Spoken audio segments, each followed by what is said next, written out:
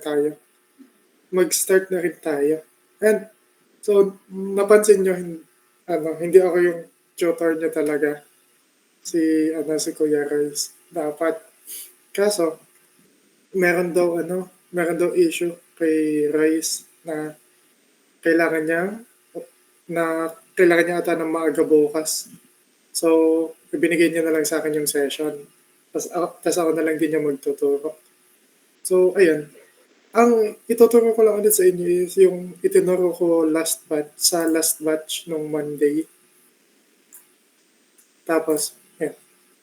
So, yung coverage na binigay sa akin ng batch 1, yun na lang din yung ginawa ko para sa inyo. So, ayun, today, yan. So, magsa-start tayo sa inductive reasoning. Tama ba? Inductive reasoning. Inductive reasoning.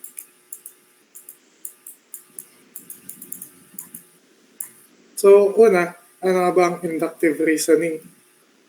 Ang inductive reasoning ay nangyayari kapag, kunyari, mag-observe tayo. Ayan, observe. Mag-observe tayo ng isang bagay, tapos doon tayo magko-conclude.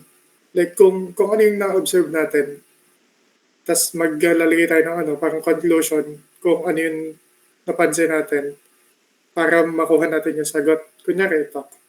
So, ang example is yung, balik yung example ko doon. 3, 6, 9, 12, 15. Tapos, ang hinahanap natin dyan is ano yung next number. Sa inductive reasoning, meron tayong 3 steps na ginagawa. So, ang step 1 natin, step 1, ay hanapin yung pattern. Like, i-observe natin to, yung sequence. Since may nakita tayong pattern na multiple of 3s siya, ayan, so ang step 1 natin is observe the pattern. And then, since na-observe na natin yung pattern and nalaman natin na multiple of 3s siya, so meron tayo step 2 and step 2. Ang ating step 2 ay parang yung explanation ng pattern. Or like, ano yung napansin natin dun sa pattern? Like, di ba nung step 1, tingnan natin kung may pattern. Then step 2, ano yung pattern? So step 1, yan, may napansin tayo. Tapos ang step 2, siya ay arithmetic sequence. Arithmetic.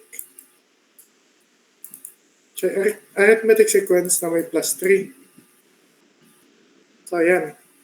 Since napansin natin na may arithmetic sequence siya na plus 3, dalawa na tayo sa number 3, sa step 3, which is magko-conclude na tayo. So ang conclusion natin, since na-observe natin na mayroong pattern, so ayan, since na-observe natin na mayroong pattern, and then yung pattern ay arithmetic sequence na may plus 3, ang ating conclusion ay ang next na number is 18. Kasi 15 plus 3, 18. So, ayun lang naman yung sa inductive reasoning. Yan. Ayun lang yung sa inductive reasoning. Kailangan lang natin mag-observe ng pattern, parang i-explain kung ano yung pattern na yon, and then tayo magko-conclude.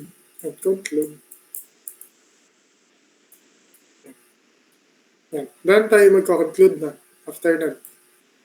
So yan. Very basic lang naman yung sa inductive reasoning. So, ito lang yung tandaan nyo pag inductive reasoning. May 3 steps. I-observe nyo yung pattern, i-explain nyo yung pattern, and then mag-conclude na kayo ng sagot. So, yan. Nag-gets po ba ng lahat? Wala naman po ba tanong? Okay naman. Yan. Thank you. So, next is yung ating deductive reasoning. Saan ba yun? Wala. May PPT din kasi ako. Yan. Deductive reasoning. Sa deductive reasoning ay para lang siya ano, yung tawag doon, mag, yung magko-conclude ka based doon sa mga propositions. Kunyari, ito. So, meron tayong main proposition, which is, asan nga ba yun? A proposition. Meron tayong major na proposition. Yung una is, kunyari, x equals b. Yan, to. Tapos, b equals 1. Tapos, since meron tayong ganito, pwede natin i-conclude na ang x ay equal sa 1. Tapos, meron pang iba. Tawag doon. Let's say na A is B, B is B, and B is C. Therefore, A is C. Para lang siya yung associative property ng ano ng ating sets. Yan. Ayan lang naman siya. Tapos, ayan lang naman kasimple deductive reasoning. Pero meron pa yung under, which is yung syllogisms. Syllogisms.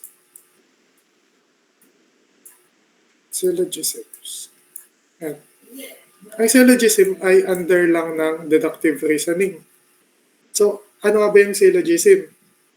So, dito tayo magbe-base nung sa major premise. Major premise. Yan. Letter P na lang. Major P tsaka minor P. Minor premise. Tapos, using these two, doon tayo magko-conclude ng ating answer. So, conclusion. Yan. So, ano ba example natin?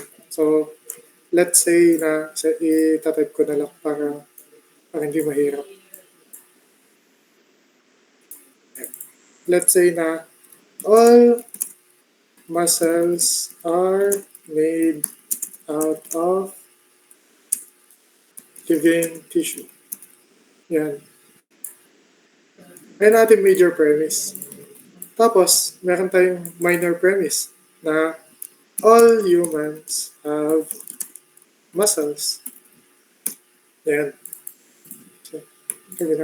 Yan. So, yan. So, since nakalagay nga dito na all muscles are made out of living tissue,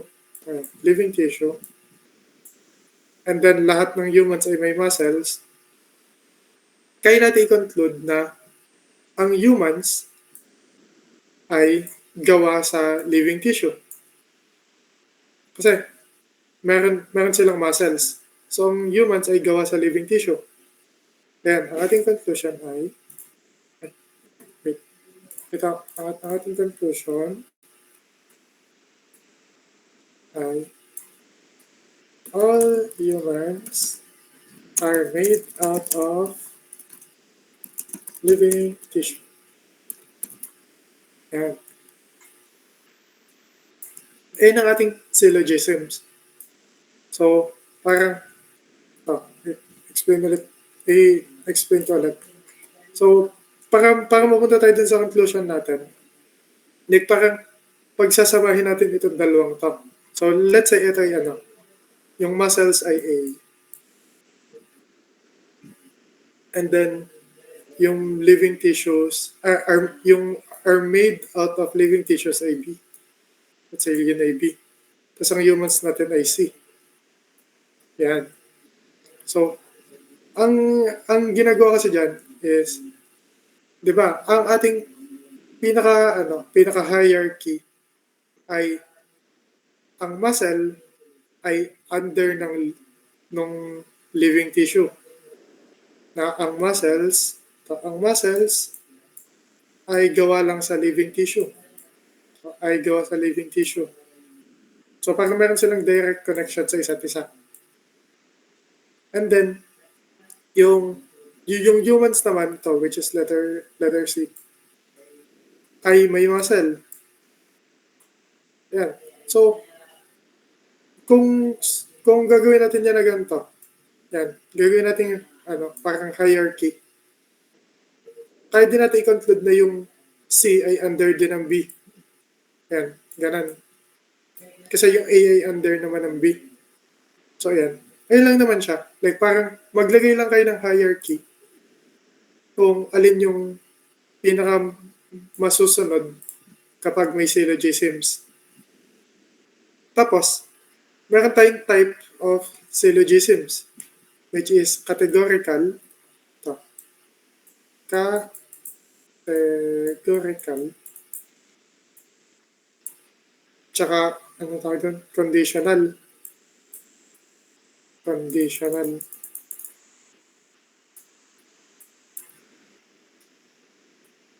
Ang categorical ay eto. Ito categorical yung in-explain ko kanina. Ito. Na if yung B natin ay under ni A, if yung A natin ay under ni B pala, if yung A natin ay under ni B, at yung C natin ay under ni A, therefore, yung C natin ay under din ni B. Yan. So, yung ganito kanina, yung B, A, C. Yan. Ganyan ang sa categorical. Like, maglalagay kayo ng parang hierarchy. Tapos, sa conditional naman, ay parang mostly ay dalawa lang yung niya, yung statements niya, which is yung major premise,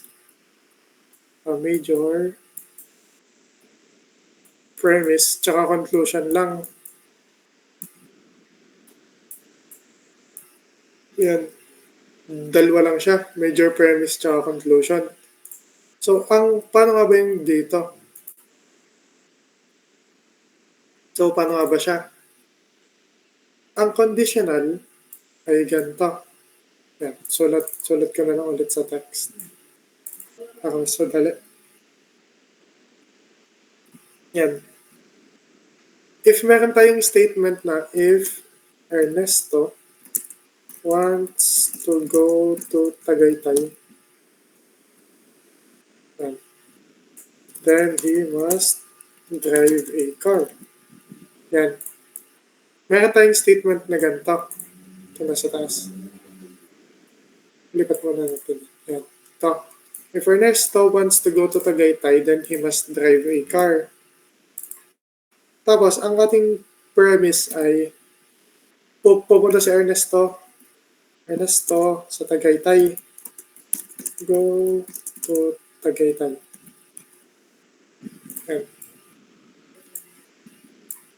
And kung pupunta si Ernesto sa Tagaytay, edi dapat magdadrive siya ng kotse niya. Will drive this car. Kasi based dito sa statement natin sa taas, if pupunta si Ernesto, then magdadrive siya. Yan.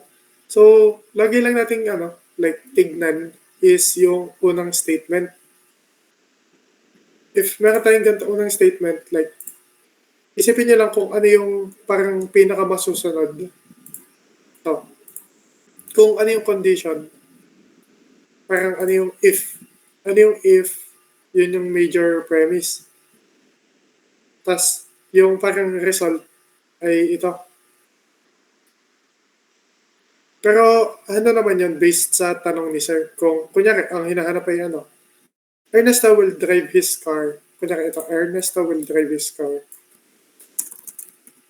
Kung nabaligtad siya, kaya natin i-conclude na Ernesto will go to Tagaytay.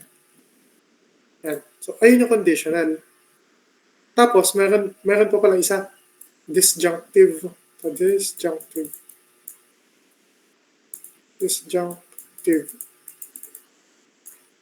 Sa disjunctive ay ganito. Dito. Meron tayong major premise na kunyari ay gusto ko kunyari ng ano, yung cake kunyari ay vanilla. Ito, the cake is either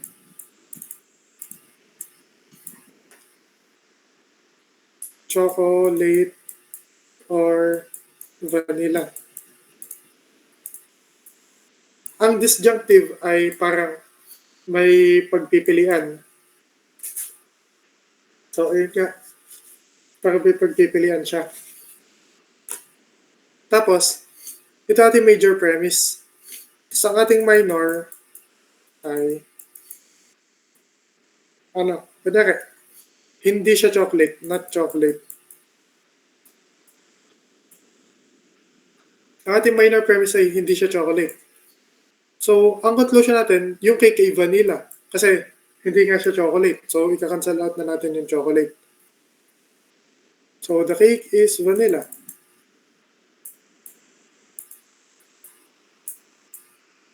Vanilla. Yan. Ayun ang disjunctive na syllogism. Like, may pagpipilian na dalawa or more. Tapos, dun sa minor premise, doon natin malalaman kung alin yung tatanggalin natin or yung tatanggapin natin. So, ayun lang naman yung tatlong syllogisms. Tapos, ayun lang. Ayun ang ating start na sa inductive at deductive reasoning. So, meron po bang question ang everyone? Kung wala naman is lilipat na tayo ng next topic, which is tawag doon? Yan. Problem solving using set theory. Yan. So, sa ating problem solving using set theory, prob solve using set theory.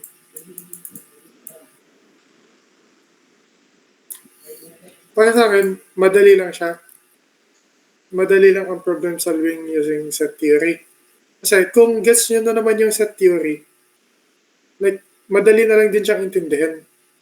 Kasi ang gagawin lang din naman natin dyan is, kunyari, yung, di ba, may mag-union ng sets. Yan, may union tayo. Meron tayong intersection. Meron tayong subset. To subset. Tapos meron tayong yung dot product. Nga ba? Tama ba may dot product sa sets? Parang may dot product ata siya. Basta. Kung man wala, edi wala. Or yung yung complement. Yan. Kung alam niyo na naman yung mga operations natin sa sets, madali lang yung prob solve. Kasi, kunyari, ang mga tanong halimbawa lang dyan ay, if ang nagiging tanong lang kasi sa mga ganun is ganito lang. If gantong numbers 3 ay intersect ito union 2, 3, 4 and then what will be the new set? Ayan, parang ganun. Mga ganyan lang naman yung mga gagawin. Like, parang dinagdagan lang ng words. Pero yan, kung gets nyo na naman yung set theory, di i-skip na natin. Or meron pa man tanong about sa set theory. Mag-raise lang po kayo mag-raise lang po kayo ng hand. Kung wala naman, i-skip ko na lang din. Kasi wala na naman masyado ituturo dan kasi like, napag-aralan niyo na siya nung sa may midterms.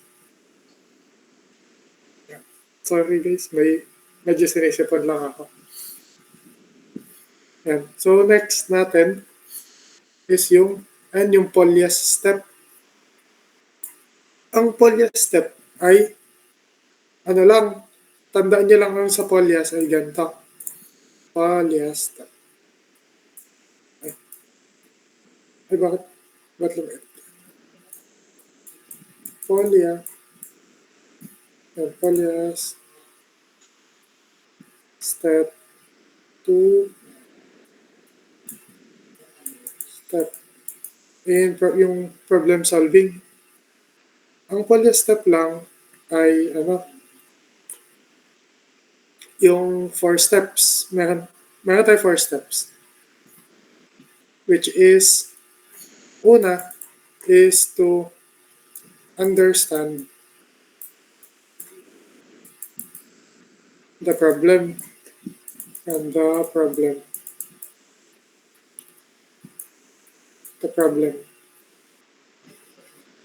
Tapos, ang next natin ay, devise a plan and make a plan. Then, number 3 ay, yung execute the plan. Execute the plan. Then, number 4 ay, i-check kung tama. Review the solution.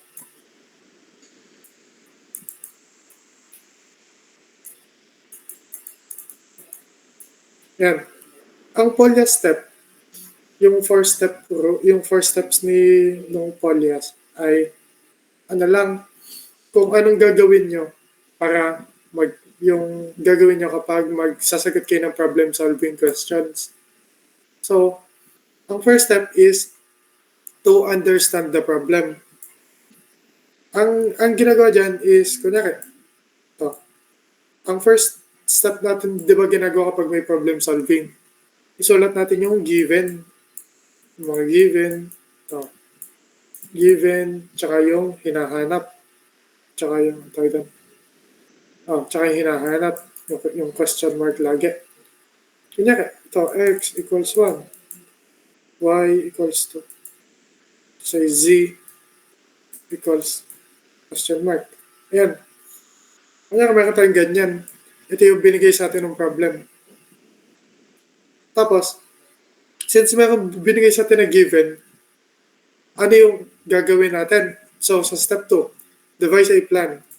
Dito natin gagawin and iisipin kung anong gagamitin natin na formulas.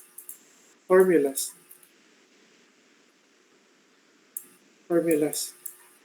yung mga formulas na gagamitin natin? And kung paano siya gagawin. And then sa step 3, doon na tayo mag-start ng solving dito sa step 3. And then sa step 4 is i-check natin kung may errors ba tayo or wala. So, ayun lang naman yun, yung Polyas 4-step rule. So, meron po bang question or wala naman? Yan. I-react po kayo kung wala.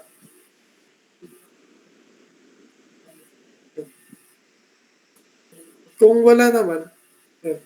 Thank you po. And kung wala na naman is next tayo. Which is, yan, yung patterns and recreational problems. Ito.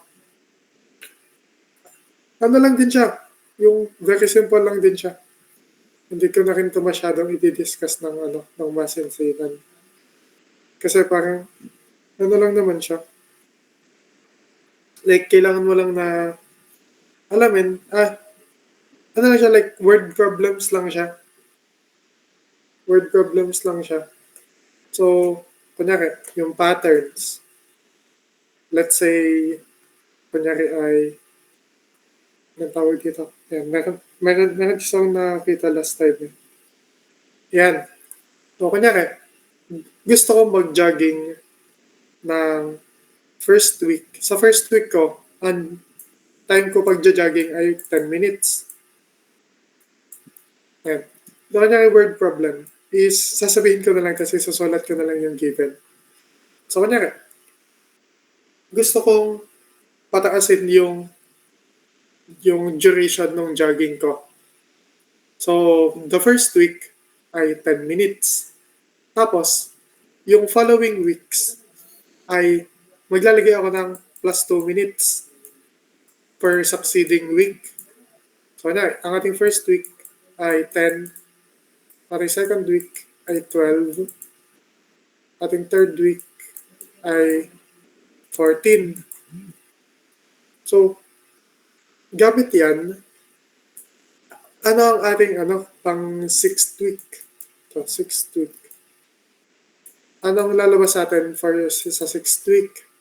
Ilang minutes? So, ayan. Ito yung sa may patterns. So, dito, meron tayong plus 2. So, ang gagawin natin dyan is meron tayong x. X natin, which is yung una nating equals 10. Tapos ang n natin ay yung 6. Kasi kung pang ilan. Tapos kung ano yung difference per week. Yan. So, meron na tayo nitong tatlo. Tapos, yan. Yan, ito yung sa polyas kanina. Ito yung gagawin natin yung polyas. Pero, yung sa pattern problems na. Yan, una, so, understand the problem. Ito. So, meron tayo yung yung problem. Tapos, isinulat ko na yung given natin. Ito, isinulat ko yung given.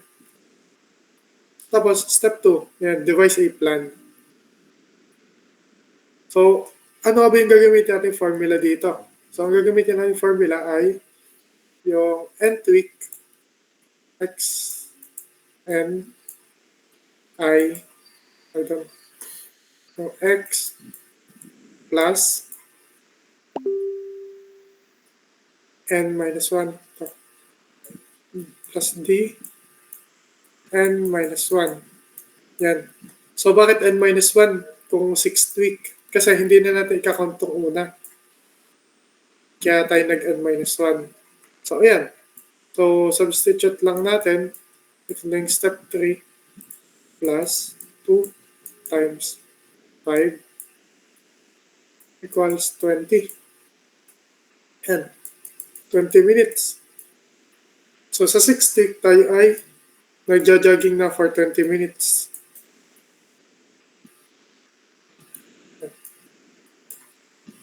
Ay lang naman siya.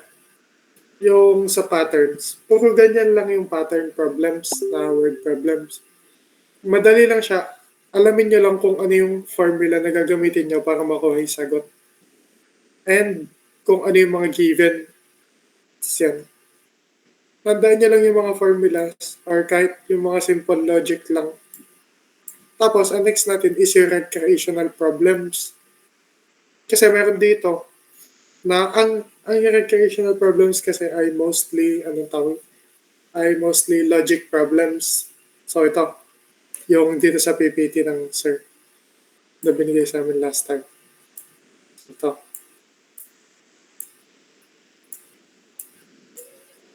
Yan.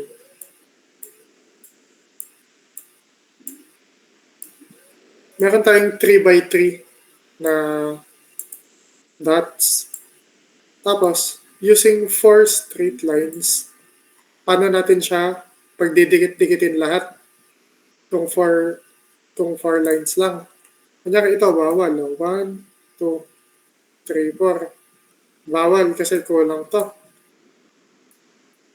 Tapos kung ganito naman, 1, 2, 3, 4. Kulang din kasi wala tong dalawa. So, ano nga ba yung magiging sagot dyan? Yung sagot dyan is, lagi tayo mag-think outside the box. Papalagpasin natin. Yan, straight naman yung lahat. Yan. So, yan. So, using 4 straight lines, nakadaan na natin lahat. Ang mga word problems ay madalas mga ganan. Kunyari, ito. Ito naman. Ito, yan. Ilang number of boxes yung nasa loob. Kapag ganan. Tapos meron pang Tama ba to? Ay, kulang pala ulit. Ito. Kulang pala siya. Yan. Yan. Tapos, maglalagay ko tayo ng isa pang box dito. Tsaka dito. Yan. So, ilang squares ang nakikita natin dito? So, una, hanapin muna natin itong outer, yung malaki. Wag na muna natin isama.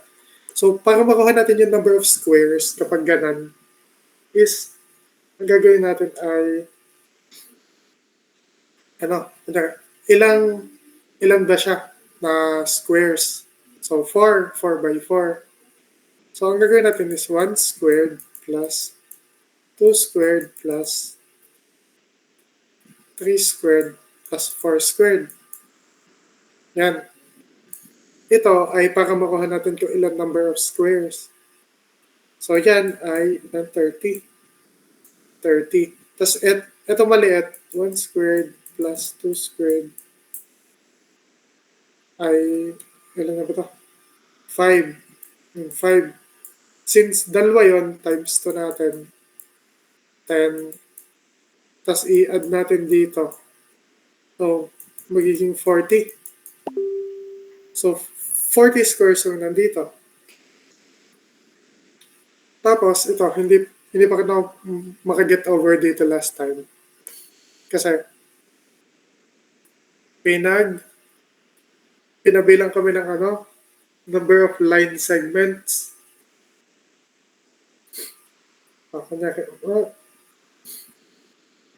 Number of line segments.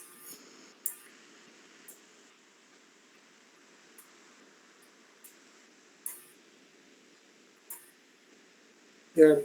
So, isa pa. Yan. Pakabilangan yan. Kung papagawin tayo ng ganyan, wala sa like formula kapag sa line segments. Pero ginagawa ko siya, di ba, sa line segments ay from one point to another point. So, yan. So, 1, as ay 2, 3, 4. Yan, 4 yun. So, isang ganun, 4. Tapos, meron pa isa. Ito pa. 1, 2, 3. Tapos, 4, 5, tapos ay 6. Yan. So, dito pa lang sa isang line na to, 6 na kagad yung nahanap natin. So, ayan. Ayun lang siya. Like, mostly logic questions lang naman yun, yung recreational problems. Isipin nyo na lang siya ng maigi kung paano nyo siya sasagutan. Kasi sobrang daming pwedeng ibigay ng sir na logic problems. So, isip lang kayo ng maigi para masagutan nyo siya ng maayos. So, ayan. Meron po bang questions? Or wala naman po? Kung wala naman, mag-next na tayo. Which is, ano ba next natin? Yung modular arithmetic. Yan. Open ko lang yung PPT ko ng modular arithmetic. Yung applications. Sa modular arithmetic kasi, question pala. Maalam na ba kayo mag-modulo? Like, gets nyo na ba yung idea ng modulo? And, ang modulo lang naman, di ba, ay remainder. Para remainder lang kapag nag-divide kayo dun sa isang number. Kung ano lang yung matitira. So, ayan. Ang gagawin lang natin dun ay meron tayo ng saan ba yun? Kasi meron dito na parang kapag using modulo 5, using modulo 5, modulo 5, magagawa tayo ng K-list table. Magagawa tayo ng K-list table ng 0, 1, 2, 3, 4. Gagawa tayong k-list table using dito. Tapos plus yung gagamitin natin na operation. So kung tayo magpa-plus na operation dito. Ano ba ito? 1, 2, 3, 4, 5. 1, 2, 3, 4, 1, 2, 3, 4, 5. Yan. So 1, 2, 1, 2, 3, 4, and 5.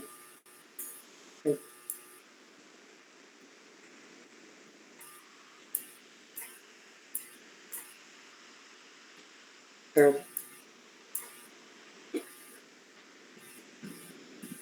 Ay, kulang pa pala na isa.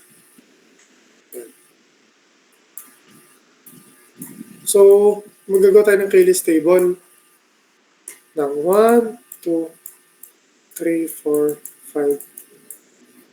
Ay, 3, 4, 0 pala ito. 1, 2, 3, 4, and 0. Yan.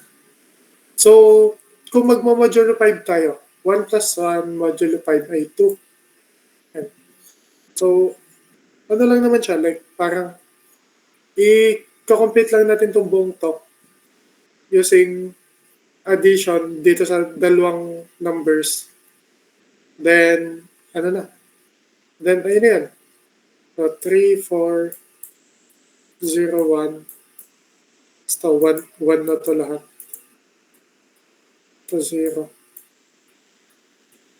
To 4. 3. Yan. Tapos ay 2, 3, 4, 0. Ayan.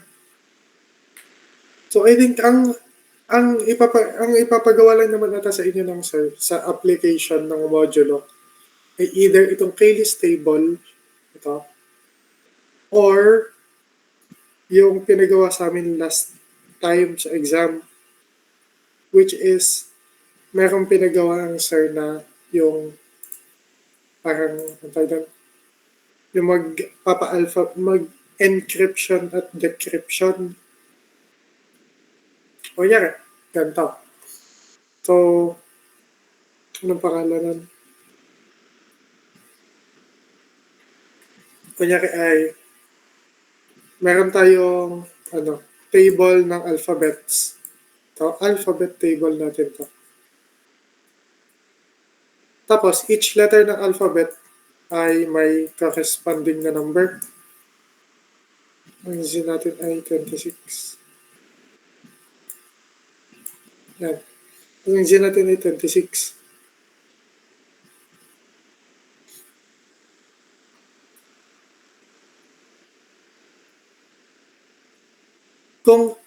Tapos, yan. So, meron nga tayo yan. Tapos, kunyari, sabihin ko na mag-encode tayo or like, gagawin nating numbers yung letters. Kunyari ay L-O-V-E. O-V-E. Using, yung meron tayong 22 spaces at 22 na spaces nga na after. Kunyari, letter L. Dadagdagan natin ng 22 na numbers. Like, i-skip natin, iikot natin ng 22 times. Tapos, yung letter na tatapat doon, then yun yung natin, bagong letter natin dito. Kunyari ito, L. Ang L natin ay number 12. Number 12 ang ating L. Ang O natin ay number 15. Ang V ay 22. Tapos ang E natin ay 5. Yan. Ay ang corresponding letters nila sa dito. Sa numbers, sa alphabet table. So kung maglalagay tayo ng 22 na i-shift natin siya ng 22 na numbers. So maglalagay tayo dito plus 22. Sa lahat, plus 22. plus 22 at plus 22. So, ang kalalabasan na natin dyan ay, paano ito sulat? Ito ay magiging 34, ito ay 37, ito ay 44, ito ay 27. Tapos, tayo ay magmo-modulo 26. Kasi wala naman 34 dito sa sa taas. Hanggang 26 lang siya. So, modulo 26 tayo. Modulo 26. Modulo 26. Yan. Yung modulo 26 natin siya lahat. Para malaman natin kung ano yung magiging letter na lalabas na once na ma-encode na natin yung 22 na shifts. So, ito ay 8, ito ay 11, 18, tsaka 1. Tapos, ang corresponding letter na nila ay H, K, R, tsaka A. Yan. So, eto na. Imbis na love yung natin, yung word natin. Imbis na love, H, K, R, A yung lalabas. Tapos, paano natin siya papabalikin? Papabalikin natin siya ay, ano tawag doon? Ito, ay tayo, i-minus natin yung 22. I-minus na natin. So, dito, since mas mababa siya lahat sa 22, paano natin siya i-minus ng ayos? Kasi kung i-minus natin siya, magne-negative na agad. Ang gagawin natin is hahanap tayo ng congruence. Ang congruence ay yung same, yung remainder, pero iba yung base natin na base number natin. Kunyari, ang 34 modulo 26 ay equal sa 8 modulo 26. So, kung hahanap tayo ng congruence, magpa-plus 26 lang tayo sa lahat. Kunyari, 8 plus 26, yun ay congruence na niya. So, ayan. Kung papalitan natin to, edi mag-a-add lang tayo ng 26, then tsaka tayo magma-minus. Pero gagawin lang natin yun kapag mas mababa yung base number natin dun sa ima-minus natin. Kung mas mataas naman, edi okay lang. Kasi wala namang issue kapag ganun. So, ayun. I feel like eto lang din yung ibibigay sa inyo ni sir. Like, alamin nyo lang kung ano yung ginagawa dito. Dun sa pag-encrypt. Tapos kapag magde-decode naman kayo, same lang din. I-minus nyo nga lang to. Itong nandito, i-minus nyo lang ibig na ipa-plus. Tapos, ayun na yun. Okay po ba sa lahat? Wala namang nalilito doon sa application ng ating modulo. Kasi yun yung lumabas sa exam namin last time. So, yung shift po ba ay nakadepende sa given? Yes, oo. Nakadepende siya sa given. Like, yung ibibigay ng sir ang gagamitin natin na shift. Kunyari, ang binigay ay 15, edi 15 yung i-add natin. Kasi yun. Ayun lang naman siya. So, either magpa-plus tayo or magma-minus. Ang plus ay kapag papalta natin ng i-encode natin. Tapos, magma-minus tayo pag magde-decode. So, ayun lang naman yung gagawin natin sa kanya. Gets naman po ba ng lahat? Wala naman po mga questions pa. And thank you po. And kung wala na naman, edi lipat na tayo sa next topic natin, which is intro to group and symmetry to triangle. Asan ba yun? Ito, intro to group.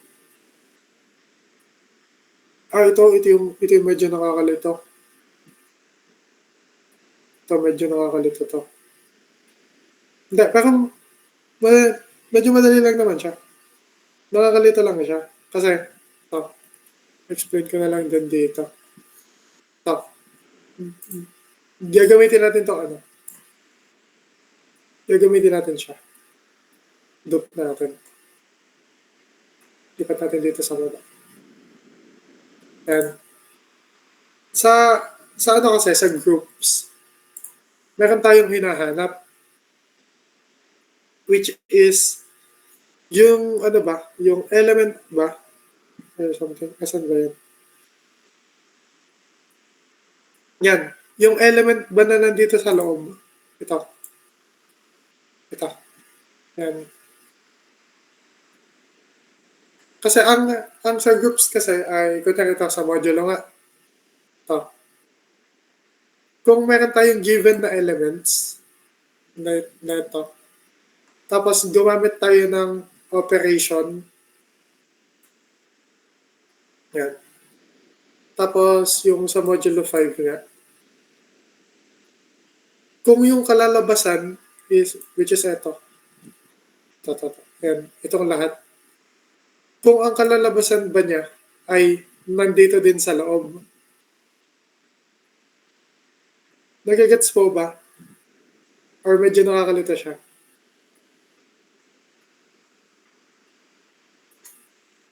Okay naman po ba?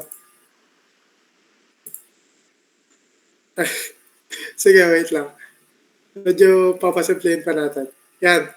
So, sa groups is, ano, kung yung, itong ating set of elements, yan. Diba meron tayong set of elements. Tapos, maggagawa tayo ng k-list table.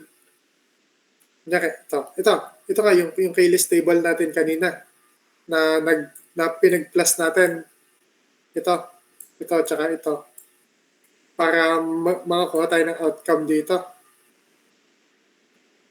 Yan. Okay pa naman, nakakasabay ba?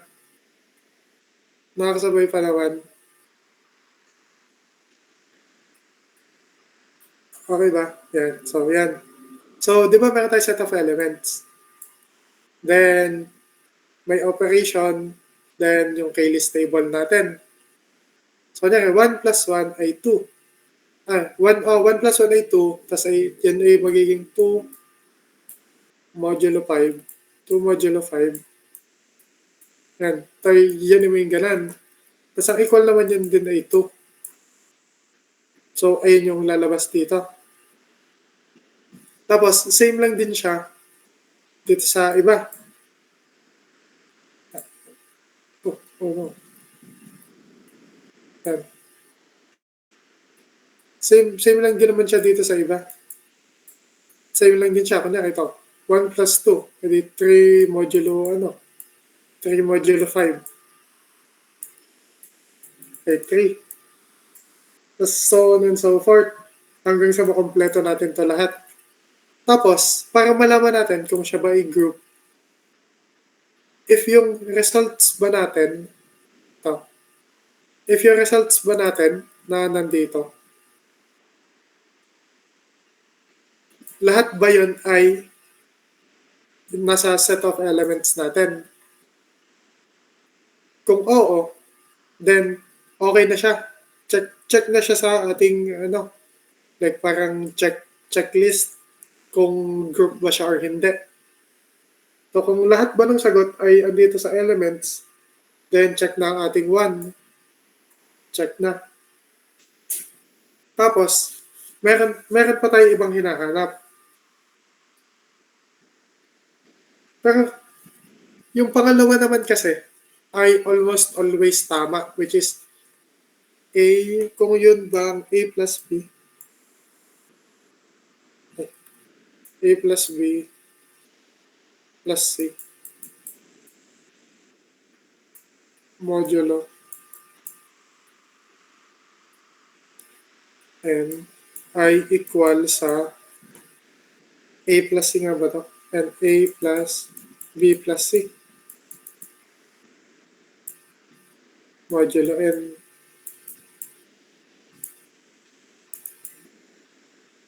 Yan. Ito yung second na checklist. Pero almost always tama naman yan. Hindi naman yan magmamali.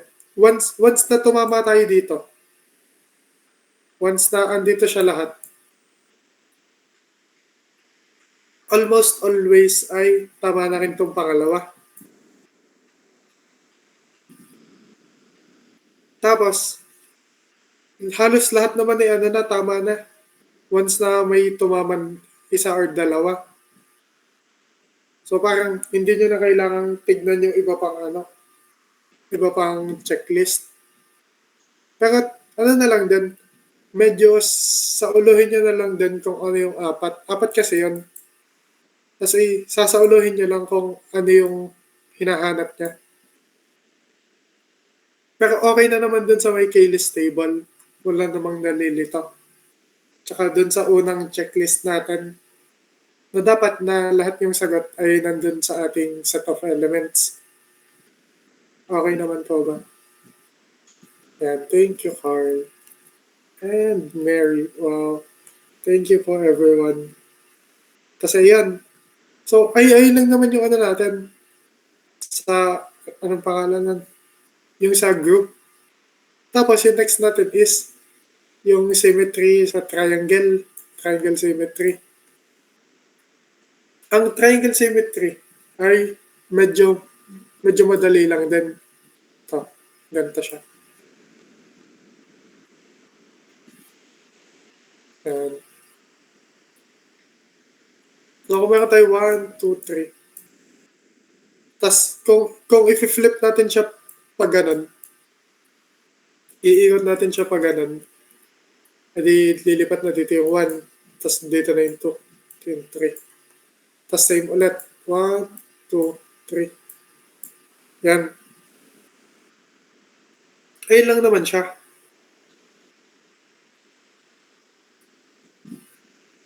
Oo. Yan. Ito ka, original triangle. Ito original letter I. Tapos, ang ating R, 120. Ito, rotation na 120. So, nag-renotate ulit natin ng 240 naman. So, paikot-ikot lang. Tapos, yun next is, if-flip natin. If-flip na natin siya. Medyo papalakin ko. 1, 2, 3. So, ang ikot naman ay ganito. Ano? Sana pala, flip pala ito. Natin 3. Natin 2. Inikot kasi natin to. So, ito ay lumipat doon sa kabila. Ayan. Yan. Tapos, and same lang din yung gagawin natin. I-flip na, iikot lang natin to. So, 1, 3, 2.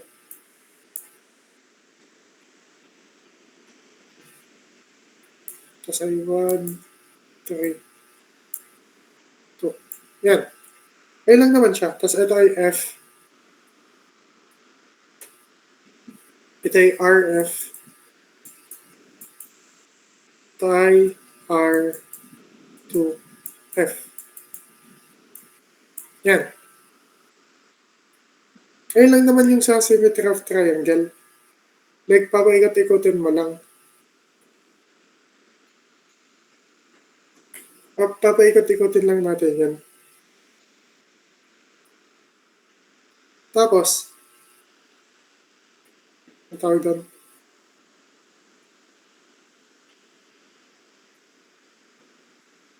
Ayan. Ayun lang pala yan.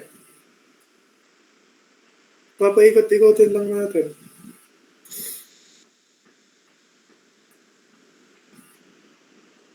Tapos, anong pangalan yan? Ayan, tapos meron pa daw na pinapagawa dito. Kasi medyo hindi ko siya na-gets last time. Hindi ko pa rin siya nag-gets yung sa operation dito.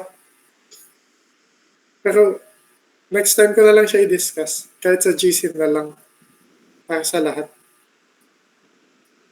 Next time ko na lang siya i-discuss yung operations dun sa symmetry of triangle. Hindi ko pa kasi siya napapag-aralan kasi medyo busy pa din. Ang dami kasing projects. Kasi yun. Yan, ang next na natin is yung data management. Yan, madami pa pala tayong time. Okay. Medyo magtatagal pa tayo dito sa ating data management. Lipat tayo, or lipat na pala tayo ng page. Bakit hindi siya naglalag? Yan. So, ating data management. Sa ating data management ay meron tayong yung mga sampling.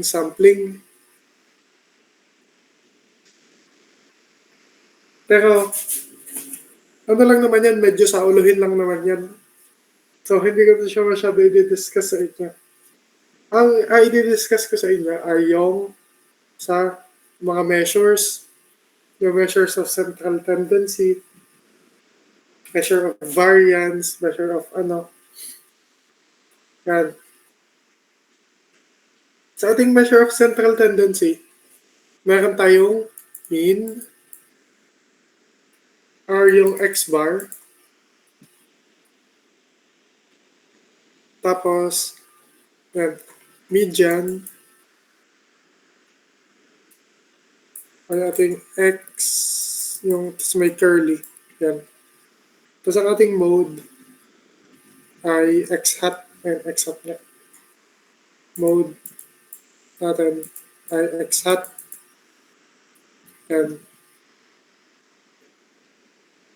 so yan. Ang ating mean ay summation of n summation of x over n lang. Ayun lang naman siya. So, kunyari, ang mean kasi average lang din, average. Yan. Since familiar naman ata ang lahat sa average, kasi very basic na yan, very basic sa math. Like, ipag-add mo lang lahat, then kung ilang numbers, ayun yung i-divide mo. So, ayun lang naman kasimple ang mean. Tapos, ang ating median ay tinatawag din na yung middle.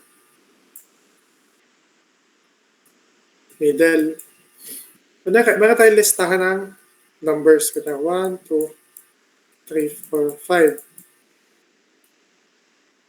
Para makuha natin yung median, dapat siya ay from lowest to highest. From lowest to highest. Kasi kung hindi siya lowest to highest, kunyari ito, 3, 1, 5, 2, 4. Kung hindi siya lowest to highest, hindi natin malalaman kung ano yung pinaka-gitnang number. Like, ano yung gitnang number dito. Kasi, bakit 5 yung gitnang number? Yung 5 ay yung pinakamataas na score. Kunyari,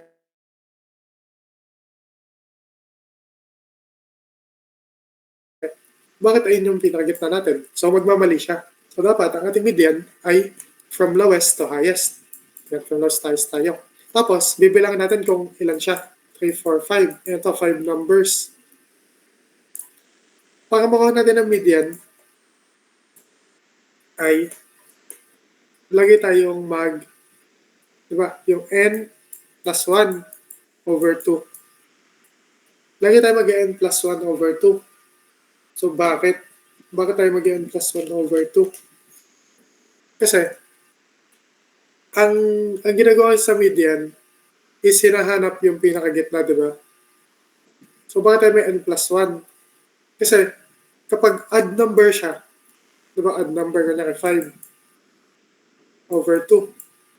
Ito ay 2.5. Ayan, wala naman tayong 2.5. Wala naman nasa gitna yung 2 at 3 natin. Kaya tayo magpa-plus 1 para skip na natin yung yung rounding off. So may 6/2 na siya. Magiging 3. Ito ay yung third position, no? Ito yung third position. So, first, second, tsaka third position. Ang median ay laging position. Hindi siya yung mismong number, siya yung position ng number. So, paano naman siya mag-even? Kunyari even. Ito ay 4. Di 4 plus 1 ay 5/2.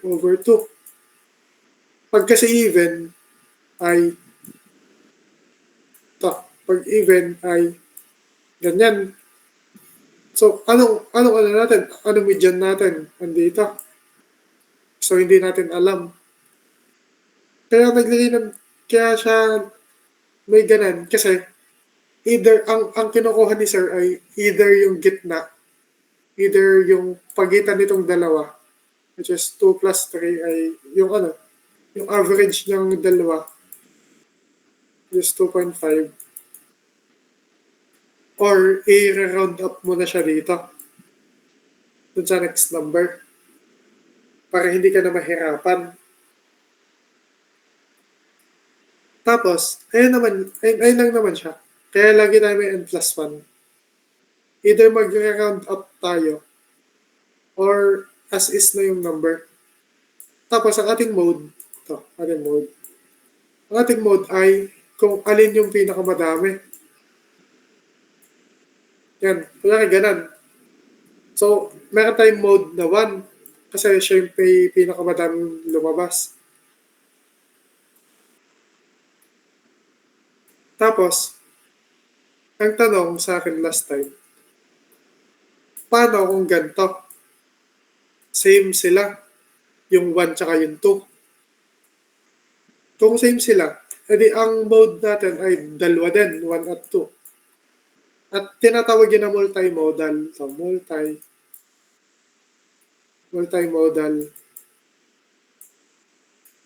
multimodal group of data. So, ayan. Ayun lang naman yung mean-median mode. Meron po bang tanong sa mean-median mode? Or wala naman po? Kung wala naman, lipat na tayo dun sa dun sa isa pang measure. And measure of location. Ang ating measure of location ay yung, yung quartile,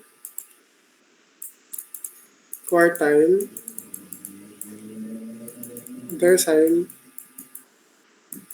tsaka percentile.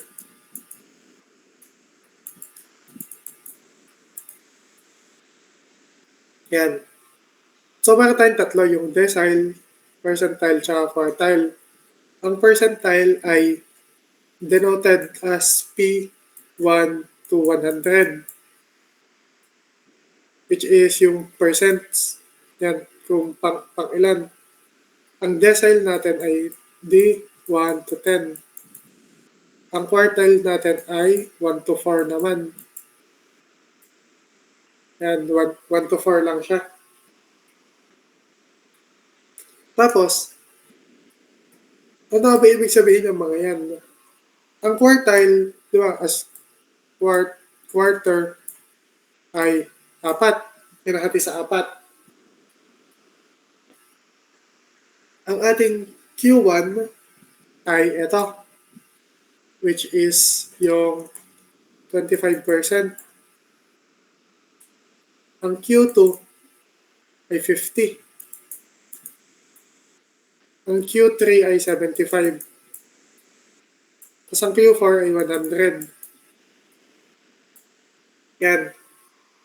Tapos sa decile naman ay by tens. 10, 20, hanggang 100. Tapos ang percentile ay 1, 2, 3, hanggang 100. Ay, ayan. Mga ganyan. Tapos percent. Ay lang naman siya. kung pang ilan ka dun sa sa pila, kunyari, pang ilan ka sa pila. Tapos, para ma-solve natin yung location ng kunyari, isang number ay ganito. Sa percentile,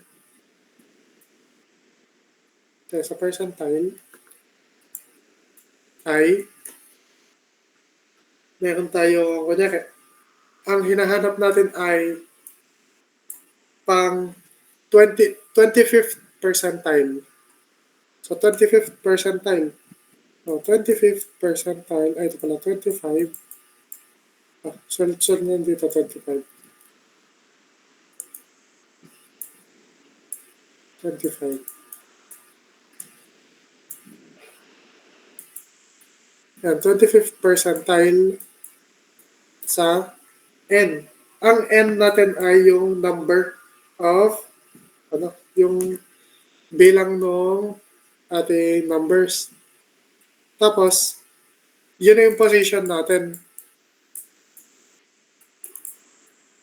Kunyari, meron tayong 10 numbers. Kunyari, 10 numbers. Kunyari, meron tayong 10 numbers. Kung hahanapin natin kung ano ang pang 25th percentile neto is, i-exchange natin siya dito. So, 25 over 100 times 10. Tapos times 10 natin dito. So, ito ay magiging 250 over 100. Cancel out natin to. 25 over 10, edi magiging 2.5. Yan ay 2.5 na position or third position. Yan ay either second or third position. Yan, ayun ang ating kalalabasan kapag 10. Tapos, paano naman kapag decile? Ang decile naman ay same lang din. Pero babaguhin lang natin itong ilalim. Gagawin lang natin siyang 10. Diyan, decile 2. At ang decile 2 ay 2 over 10 times 10. Yan. So, ito ay magiging 2. Kasi cancel out to. So, ito ay second position. Ang decile 2. Paano naman kung quartile? Quartile 2. Sa quartile 2 ay 4 ang nasa ilalim. Plus 2. Yan. Plus times 10. Ito ay 5. Ito ay nasa 5th position. Kasi ito ay 1/2 times 10. Di 5. So, ayun. Ayun lang naman yung gagawin dyan. So, tandaan nyo lang na kapag percentile ay yung number dito sa ilalim, which is I, letter, I muna siya, I, over 100. Tapos ito times natin dun sa N. Ang decile ay I over 10. Yan, I over 10 times N. Ang quartile ay I over 4 times N. Tapos ang lalabas dyan ay yung position, hindi yung number ha. Yung position ang lalabas dyan, position. Position or yung location. Nagigets po ba ng lahat? Wala naman pong nalilito. Okay naman siya. Yan, thank you guys. Tapos, meron pa bang text dito sa position? Wala na naman. Yan. Ang next na natin is yung variation. Ito. Yung standard deviation. Tapos, variance. Tama ba? Oh, variance. And coefficient of variance. Tama ba? Yan, coefficient of variance. And meron tayong tatlo. And itong tatlo ang tatandaan natin dito. Tapos, ang suggestion ko sa inyo is magsaulo kayo ng formulas. Yan. Ang suggestion ko sa inyo is magsaulo na kayo ng formulas hanggat maaga pa. Kasi, nabanggit sa akin nung batch 1 na hindi nga daw nagbibigay ng formulas ang Sir Lursy. May Sir Lursy din ba kayo? Batch 2. Or meron pa bang ibang prof ang MMW? I think wala na naman ata. Sir Lursy ata lahat ang nag-handle. Kasi yan. Ang sabi din dyan sa batch 1 is hindi nga daw nagbibigay Sir Lursy ng formulas. So, I suggest na magsaulo na kayo or like maglista na kayo somewhere ng formulas. Yan, top. Ang standard deviation ay ganito. Siya ay square root ng summation of x minus x bar squared all over n minus 1. Yan. Ayan ang ating standard deviation. So, ang x ay yung number. Kunyari, meron tayong set of data. Ay 5, 6, 7, 8, 9, 10. Yan. 5, 6, 7, 8, 9, 10. Ang ating x ay itong mga to. Itong mga to ang ating x. Tapos, meron tayo, tas yung mean natin, yung mean. Ano bang mean nito? Wait lang. Mean ng 5, 6, 7, 8, 9, 10. 1, 2, 3, 4, 6. Ayan, 7.5. 7.5 ang ating mean. So, ang gagawin natin dito sa standard deviation is ganito, the 5 minus 7.5 squared. Tapos to minus 7.5 squared din. Gagawin natin siya sa lahat. Tapos, ipagpa-plus natin siya para makuha natin to. Itong nasa taas. Nakakasabay ba ang lahat kung paano ko din yung sa standard deviation? Nakakasabay naman po kayo. Okay naman or medyo mabilis siya? Kung okay lang naman, itutuloy ko na ulit. Yan. So, yan. So, para makuha natin yon is ipag-add lang natin yung lahat ng lalabas dito. Pag-add lang natin, then over n minus 1. Tapos yung square root nun. Tapos, yun yung standard deviation. Yung lalabas doon. Tapos, ang variance ay same lang na ito. Yan. Same lang siya na ito. Duplicate na natin. Same lang siya yan. Pero, wala lang nitong, wala lang yung square root. So, ibig sabihin, ang variance ay square lang ng standard deviation. Ito. Square lang siya ng standard deviation. Tapos ang standard deviation ay square root lang ng variance. Yan. Square root lang siya ng variance. Tapos ang coefficient of variance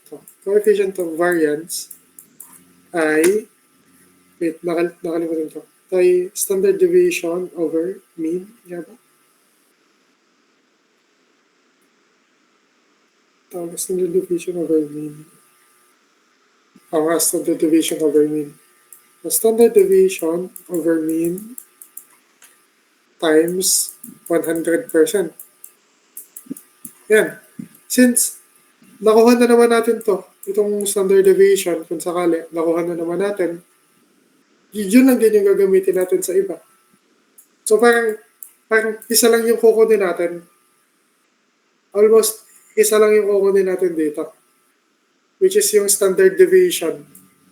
Tapos once na makuha natin yung standard deviation, makukuha na natin yung variance, tsaka yung coefficient of variance. Right? Konting syambot lang, okay na. Meron ulit tayong panibagong sagot. Kasi ayun, ayun lang naman siya. Ganun lang siya kadali. Basta tandaan nyo lang yung lahat ng formulas. Okay naman po sa lahat. Wala naman pong nalilito. So, sa, ang ang gawin niyo na lang talaga is magsaulo kayo ng formulas. And then magsaulo din kayo ng ng konting terms. Kasi hindi ko sure kung magpapa-exam si Sir Larry ng may yung true or false. Last time kasi, ayun lagi ang pa-exam sa amin. Yung first part ay true or false. Then, tsaka pala magmo-multiple choice. Kasi yun, ay lang naman natandaan nyo lagi. Next natin. Ay, data management pa rin pala tayo. Measure of normality. Wait. And measure of normality. Sa measure of normality naman, ay meron tayong yung bell curve. Kung man natatandaan nyo pa to. Bell curve. Yan. I-gitna natin tong line. Yan. Meron tayong bell curve sa normality. Yan ay kapag normal. 1, 2, 3. Tapos, itong 1, 2, 3 na to. 0, 1, 2, 3. Yung dito sa ilalim yun ay yung standard deviation. Like, 1 standard deviation to. Tapos to 2, ito ay 3. Tapos, tandaan natin na meron tayong 68, 97, 95. Meron tayong 68, 95, tsaka 99.7. Ayun lang yung tandaan nyo sa normality, yung area ng normality. So, meron tayong ito. Ang 68%, ito, 68% ay ito, sa 1. Lahat ng nandito, yan ay 68%. Pero pag nag-2 na, ito, 2, sa 2, damay na to. Damay na yung lahat. Yan. Tapos, yun ay 95% ng lahat. Pero pagdating ng 3, 99.7 na siya.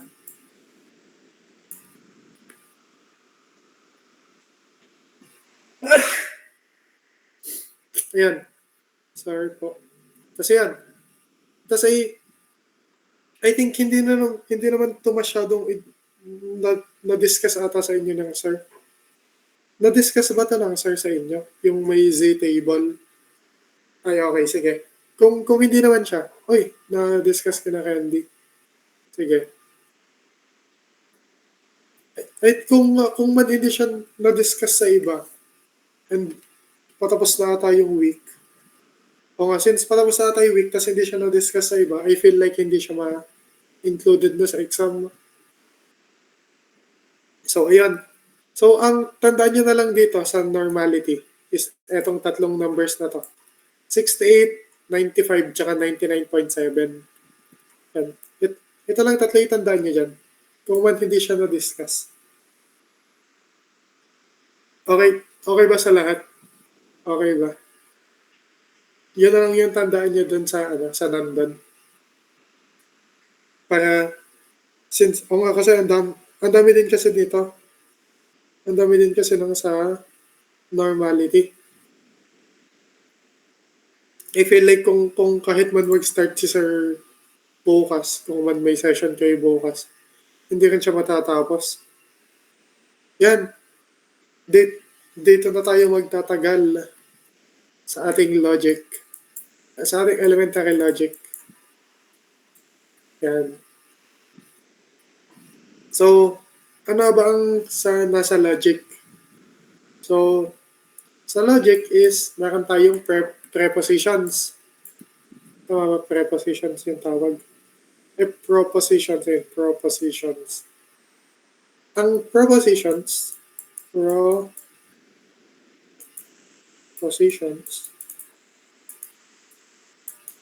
Ang propositions ay any statement na kaya nating i-conclude kung true ba siya or false. Kung siya ba ay true or false. Sabihin natin ang mga statements ay umuulan yan, it's raining. It's raining.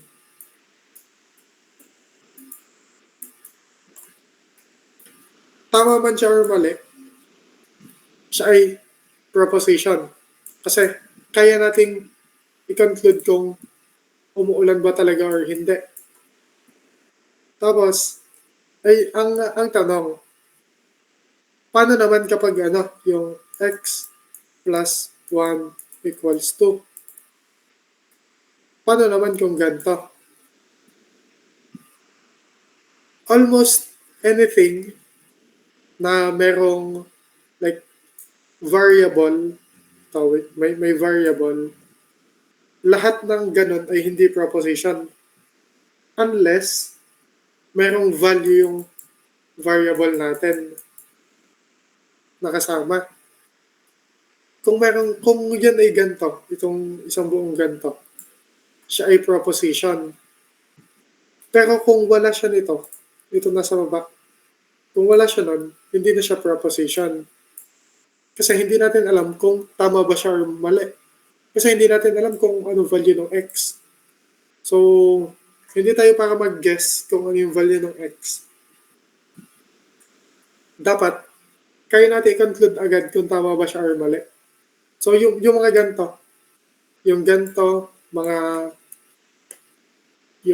may mga question mark, lahat ng mga utos or something, utos, and everything, yung mga expressions, almost lahat nun ay hindi preposition. Basta dapat, kaya nating malaman kung siya ba ay true or false. Tapos, yan na. Ang next na natin is yung mga logical connectives. Meron tayong mga logical connectives na tinatawag, which is yung negation, which is ito. Negation. Yung, ano tawag dito sa isa? Conjunction and conjunction. Tapos tayo disjunction. Tapos ito ay conditional, tsaka biconditional. Yan. So, meron tayong 1, 2, 3, 4, 5. Meron tayong 5 na yung logical connectives natin. Ang ating negation ay reverse. So, ang ating negation ay reverse. Kunyari, ang ano natin ay true. Kunyari, ang P. Kunyari, P. P natin ay true. Ang not P natin ay false. Kasi, yun ay parang babaligtarin natin. Like yung true, gagawin natin false, tapos yung false, gagawin natin true. Tapos, yan. Tapos, meron tayong table dyan. Ay, nasa ba? Table. I think kailangan yung sauluhin yung table na ganito sa negation. Sa mga table ng negation.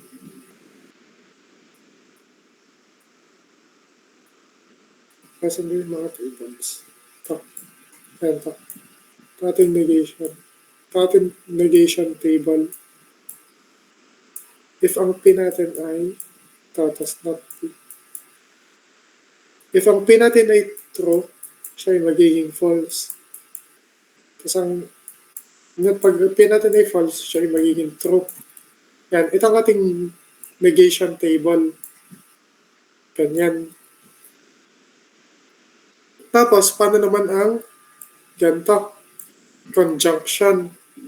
Ang conjunction ay kung naturo sa inyo to dun sa sa coding, siya ay yung and. Yung and. Ito and. Siya ay and. Yan, siya ay and. Ito. So, anything na, kunyari, yung kung ating P at Q ay P and Q ay true, true, false, false, true, false, true, false, ay true, false, false, false. Yan. Ito ang ating end na table. Ganyan. So, bakit siya naging ganyan? Ang end kasi, once na makakita siya ng false, once na makakita siya ng false na agad yung result niya. Kahit anong gawin mo, basta makakita siya ng isang false na agad siya. At pero, sa or naman, itong or,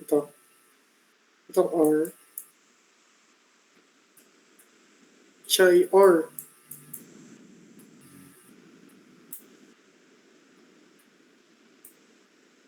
Yan. Sulat ulit natin. P, Q,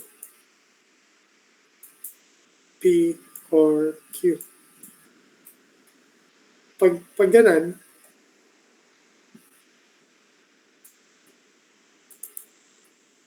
T,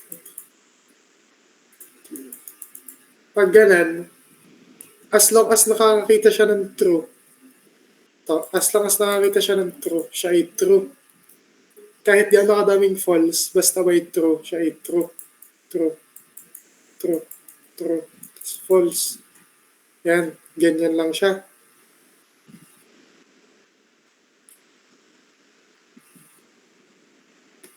Tapos, sa ano naman, sa conditional naman, ang ating conditional naman ay ganito.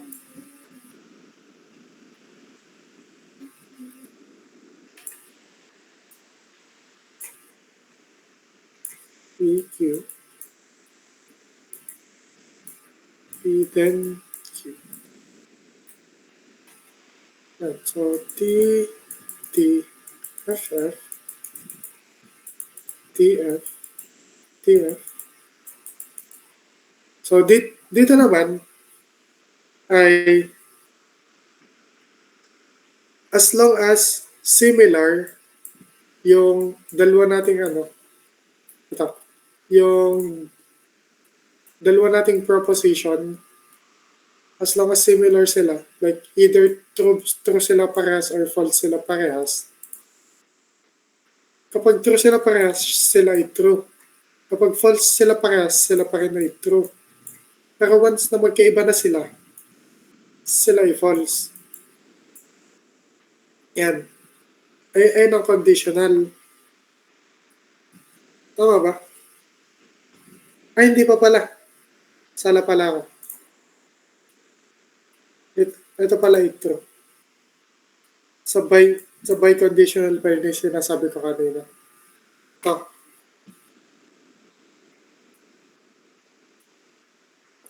Dito pala sa conditional, as long as similar sila, similar, or nasa dulo yung T, nasa dulo yung true, like nasa Q, yung true. Siya ay true. To. Tingnan nyo lang yung sa table na kapag siya ay true dito, siya ay true dito, siya ay magtutrue din. Pero, magtutrue din siya kapag parehas silang false. Okay ba sa lahat? Nagigets ba? Okay naman. Wala naman po mga tanong. Kung man may mga tanong kayo, ano lang, i-chat nyo na lang din. Eh, paano po pag tatlong propositions?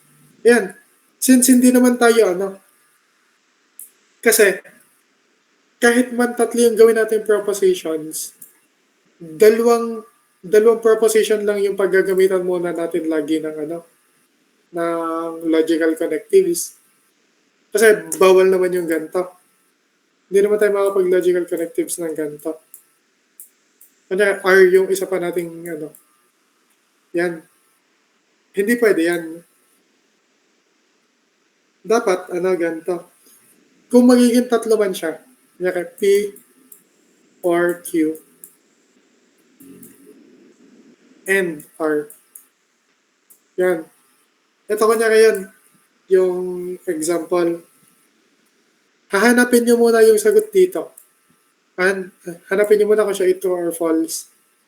Then, tsaka nyo siya i-connect dito sa sunod. Like parang, ang gagawin nyo lang doon is by pair lang, lagi siya ng by pair. Hanapin nyo muna yung sagot doon sa isa. Once na malaman nyo kung siya ba true or false, then yun namang next ang i-connect nyo doon. Para malaman nyo kung mag-true ba or false. Then, ayan. Meron, sige. Tapusin ko lang muna itong isa pang, yung sa biconditional. Tapos ay magbigay ako ng konting examples na yung madami ang gagawing propositions.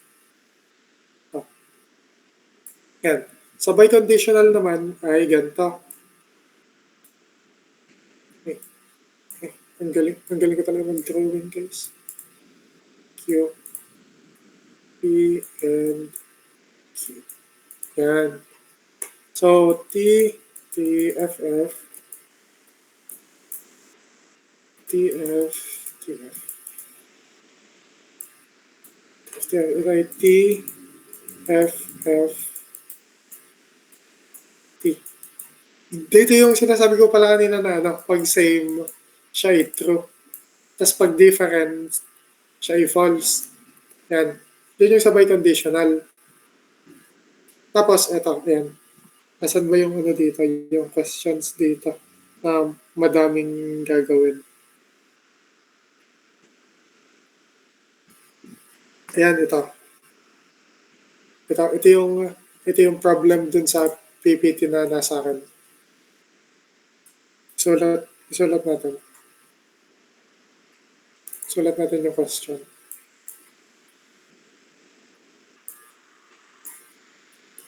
Daniel and Kim will not put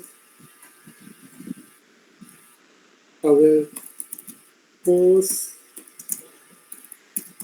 not attend the opera concert,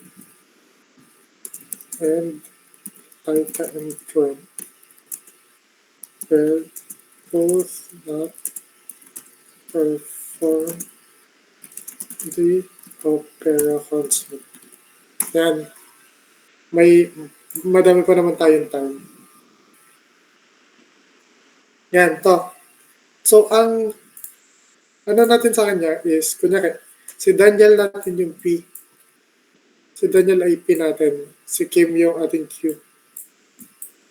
Si Laika yung R. Tapos si Gwen yung S. So, ang sabi dito, si Daniel and si Kim. So, si Daniel and si Kim ay hindi a-attend. So, hindi sila a-attend. So, anong gagawin? I-negate natin. So, hindi sila a-attend. Tapos, and Laika and Gwen will both not perform then. So, not si Laika and Gwen, Laika and Gwen. Yan. Ito yung mangyayari sa kanya.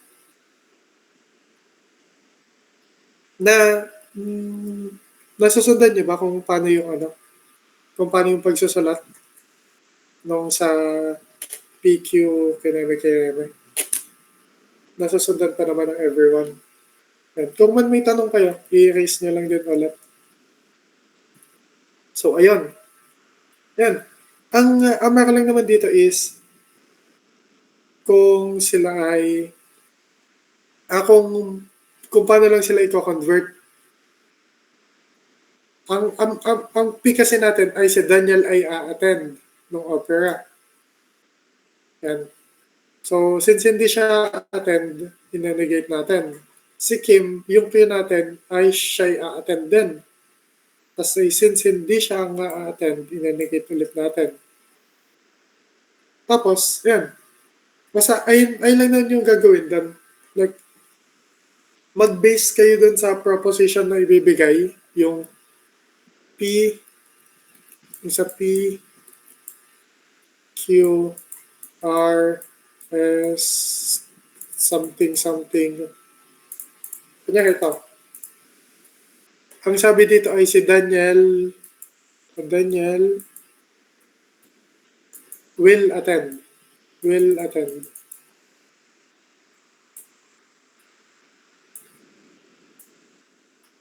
Tapos si Kim ay same din. Will attend. Kasi Laika, tsaka si Gwen, I will perform.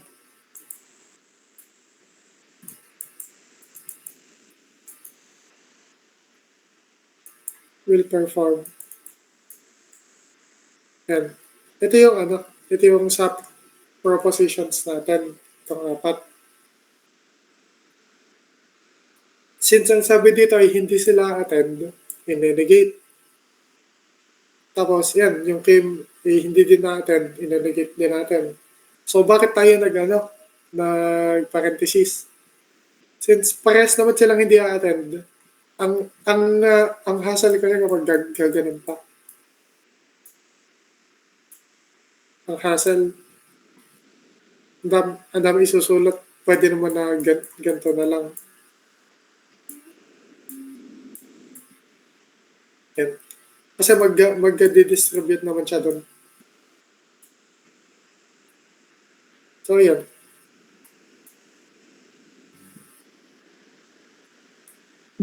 Ganun lang naman magsulat ng sa logical connectives. Ganyan lang siya magsulat.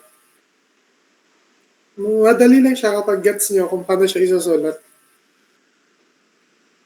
Like, tingnan nyo lang kung anong nandito. Kung ano yung nandito. Then, kung ano nakasulat dito. Kunyari, ito, may end. Dito, end. Pag pinalta natin yan ng or, edi, ito ay magbabago. Ito ay magiging ganito. Yan. Basta ang tandaan nyo, ang end ay pababa, para siyang letter A. Ang or ay pataas. Yan. Para siyang letter R. Yung ganun yung R. Yung ganun. Yan. Tapos ang end ay A. Yan. Ganun. Ayun lang tandaan nyo sa kanya.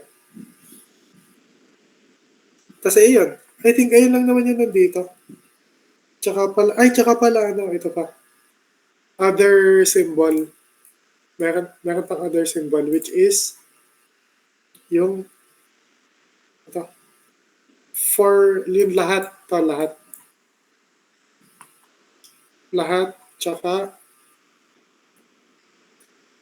yung parang specific to.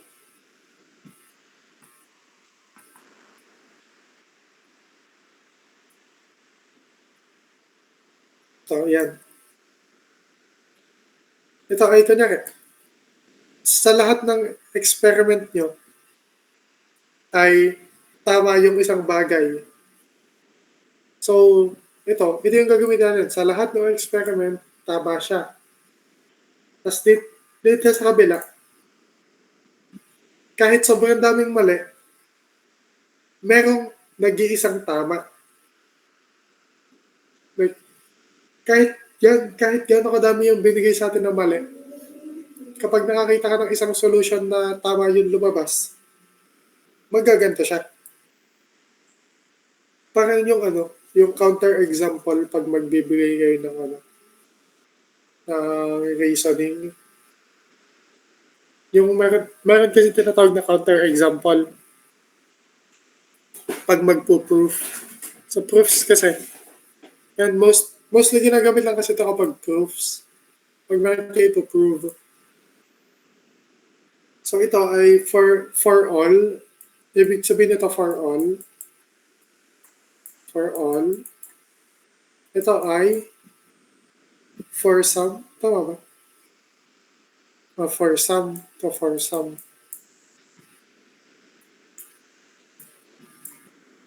For some. Yan. Ayun lang naman siya. So, I think, ayun na yung yung end ng ating session. Kung man may tanong pa kayo, i-raise nyo na lang ngayon. Since may time pa naman tayo, may 8 minutes pa tayo. Meron pa mo bang question ng everyone? Kung wala naman po kayong questions, paki-react na lang ng kahit thumbs down.